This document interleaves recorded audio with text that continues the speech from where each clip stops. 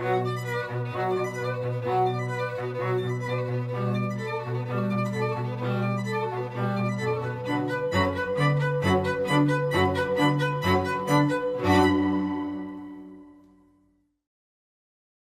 d'entrer d'une manière active dans la résistance, est-ce que vous avez cru vous-même à Vichy, au régime de Vichy? Écoutez, je ne vais quand même pas passer mon temps à m'expliquer. Mais une fois, et on n'en parle non, plus. Une fois, pour tout, je l'ai fait 25 fois.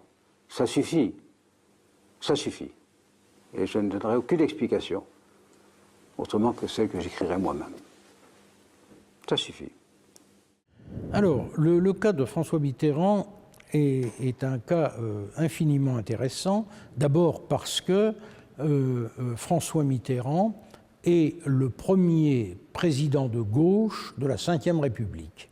Il semblait que le régime fondé par le général de Gaulle, puis successivement dirigé par Georges Pompidou, puis par Valéry Giscard d'Estaing, trois hommes de droite, même si ils ne sont pas identiques dans leur façon de voir la droite, faisait que, légitimement, la Ve République était à droite, comme la Troisième l'avait été légitimement à gauche, même si, dans les politiques suivies, il faudrait nuancer ces idées.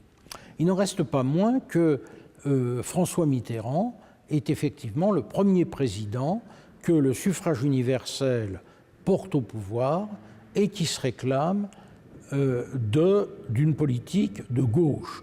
Alors on sait que François Mitterrand, si je puis dire, est né à droite, dans un milieu qui était à la fois très catholique, très nationaliste à beaucoup d'égards, et que lui-même, dans sa jeunesse, a partagé ses idées, puisqu'on est à peu près sûr aujourd'hui, par exemple, qu'il a appartenu aux volontaires nationaux du colonel de la Rocque, c'est-à-dire des Croix de Feu, les volontaires nationaux, un parti politique clairement marqué à droite, même s'il n'est pas le parti fasciste que certains ont vu y voir, mais qui est incontestablement un parti qui souhaite l'autorité de l'État et qui est franchement nationaliste. Alors, l'action de François Mitterrand, elle est au fond double. La première, c'est qu'il a réussi, après une longue carrière d'homme politique du centre-gauche sous la Quatrième République, à prendre la tête du Parti socialiste, tombé pratiquement en déshérence, puisque aux élections présidentielles qui avaient précédé son arrivée au pouvoir, eh bien, le Parti socialiste, le candidat du Parti socialiste avait fait 5% des suffrages, ce qui le plaçait évidemment en très mauvaise position. Donc il prend la tête du Parti socialiste en 1971 et il prend la tête du Parti socialiste d'une façon très originale par rapport à la tradition socialiste. C'est-à-dire qu'il est le premier dirigeant du Parti socialiste à considérer que l'essentiel n'était pas de mettre en place une doctrine politique correspondant aux idéaux socialistes et marxistes, puisque ce parti était très majoritairement marxiste, mais que l'essentiel était que ce parti parvienne au pouvoir.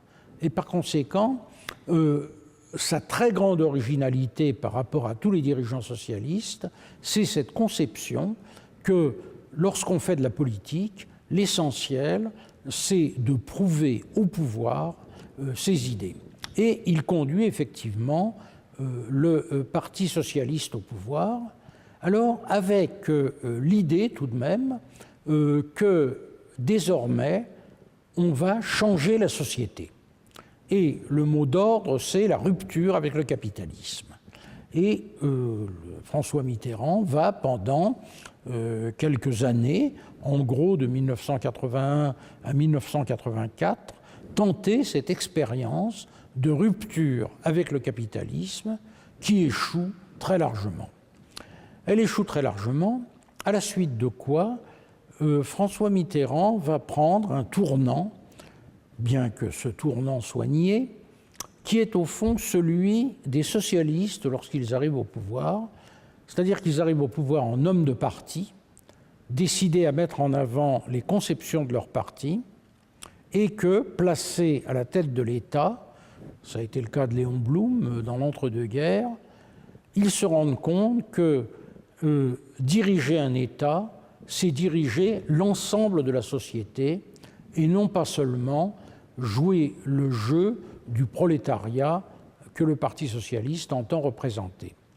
Et François Mitterrand, à partir de cette date de 1984, avec l'arrivée au pouvoir comme Premier ministre de Laurent Fabius, va pratiquer une politique qui se tourne vers l'économie de marché, vers l'Europe, et qui en tire toutes les conséquences. Donc une mutation profonde qui marque l'abandon du projet de rupture avec le capitalisme et qui tente de mettre en place une politique de gauche dans le cadre de l'économie de marché. On retrouve le parallélisme avec Léon Blum. Et il est intéressant de voir que ce représentant aux élections présidentielles de 1988, François Mitterrand, met en avant un tout autre thème que la rupture avec le capitalisme, c'est celui de la France unie. Et la contradiction entre ces deux termes montre bien quel a été à la fois l'itinéraire et le rôle de François Mitterrand, amener le Parti socialiste au pouvoir et conduire ce parti à accepter les règles de l'économie de marché, même si il tente d'y ajouter une dimension sociale.